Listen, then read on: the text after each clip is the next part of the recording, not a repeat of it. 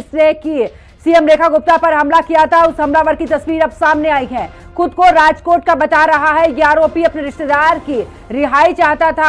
आरोपी का रिश्तेदार जेल में बंद है।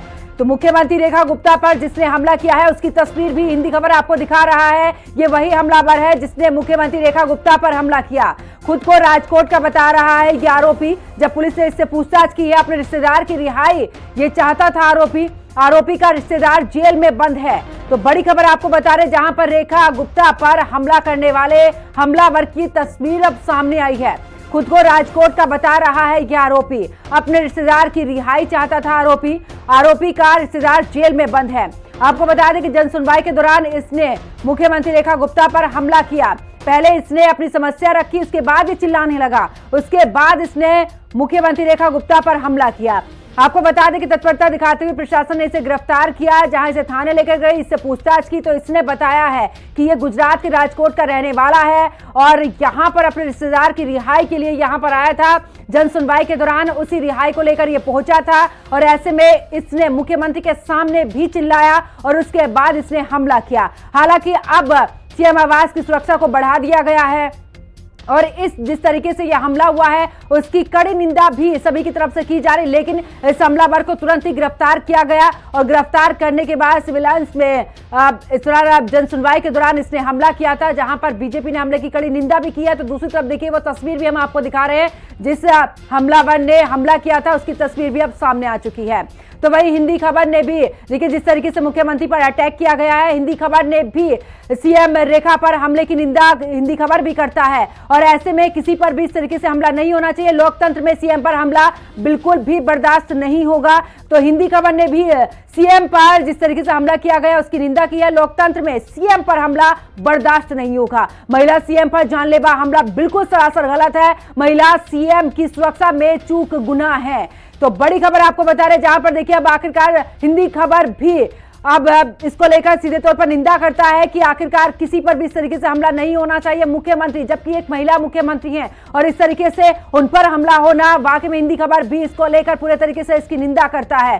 तो महिला सीएम की सुरक्षा में चूक गुनाह है और ऐसे में हिंदी खबर ने वो तस्वीर भी दिखाई जो हमलावर रहा है जिसने की हमला किया है। तो हिंदी खबर भी मुख्यमंत्री पर जिस तरीके से हमला किया गया उसकी निंदा करता है और इस तरीके से हमला बिल्कुल भी जायज नहीं है और इस तरीके से हमला करना बिल्कुल भी गलत, इस दौरान सही नहीं है। तो महिला सीएम की सुरक्षा में चूक गुनाह है, ये भी आपको बता दें कि बीजेपी ने भी इसको लेकर इसकी कड़ी निंदा की है। और देखिए जिस तरीके से यह हमला हुआ है इसको लेकर आम आदमी पार्टी की बात करें तो आतिशी की तरफ से भी ट्वीट किया गया। उन्होंने भी कहा कि मतभेद हो सकता है राजनीति में, लेकिन इस तरीके से जो हमला हो रहा है, जिस तरीके से हमला किया गया है, इसकी कड़ी निंदा आम आदमी पार्टी भी करती है। तो सीएम रेखा गुप्ता पर हमला हुआ, दो तस्वीरें हम आपको दिखा रहे हैं जहां पर सीएम रेखा गुप्ता पर जानलेवा हमला यहां पर हुआ है और सीएम आवास के बाहर फिलहाल अब सुरक्षा कड़ी कर दी गई है, क्योंकि जिस तरीके से हमला हुआ उसके बाद अब मुख्यमंत्री की सुरक्षा और भी ज्यादा कड़ी कर दी है, उनके आवास की सुरक्षा को कड़ा कर दिया है।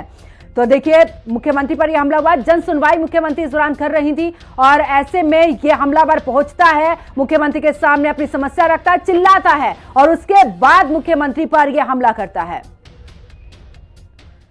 तो भाई देखिए जिस तरीके से सीएम पर हमला हुआ है, वही सीएम आवास से नवीन निशांत की ये रिपोर्ट देखिए।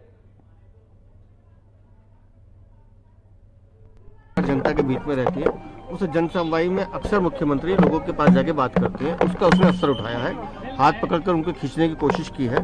अब वो जांच पड़ताल हो जाए तो एक बार सामने है और बहादुर महिला और जिस तरह से वो दिल्ली की सेवा कर रही है करती रही। डॉक्टर्स ने जांच कर ली है, वो ठीक है। डॉक्टर्स ने जांच की है, कुछ मेडिकल दी है, कुछ उन्होंने एडवाइस दी है, वो उसका वो ध्यान रखेंगे। अभी इस समय कुछ भी कहना मुझे नहीं लगता, एक बार सामने आने दीजिए, जांच होने दीजिए, उसके बाद बताएंगे। दिल्ली के मुख्यमंत्री रेखा गुप्ता के घर के बाहर इस वक्त मौजूद हैं, जहां आज सुबह रेखा गुप्ता जब अपने घर में जन सुनवाई कर रही थी उस समय रेखा गुप्ता पर एक शख्स ने हमला कर दिया। राहत की बात यह है कि इस हमले में रेखा गुप्ता को कोई चोट नहीं आई है। रेखा गुप्ता अभी के समय अपने घर में ही मौजूद हैं। जो शुरुआती जानकारी है उसके मुताबिक जो आरोपी है उसने अपना नाम राजेश भाई खिमजी बताया है और उसकी उम्र 41 साल की है। सिविल लाइन थाने में उससे पूछताछ की जा रही है। तस्वीरें आपको हम हिंदी खबर पर एक्सक्लूसिव दिखा रहे हैं। मुख्यमंत्री रेखा गुप्ता के घर के बाहर आप देख सकते हैं कि यहाँ सुरक्षा व्यवस्था बढ़ा दी गई है और रोजाना की तरह मुख्यमंत्री रेखा गुप्ता अपने घर पर जन सुनवाई कर रही थी, लोगों की जो समस्या है उसका निस्तारण कर रही थी, समस्याओं को सुन रही थी।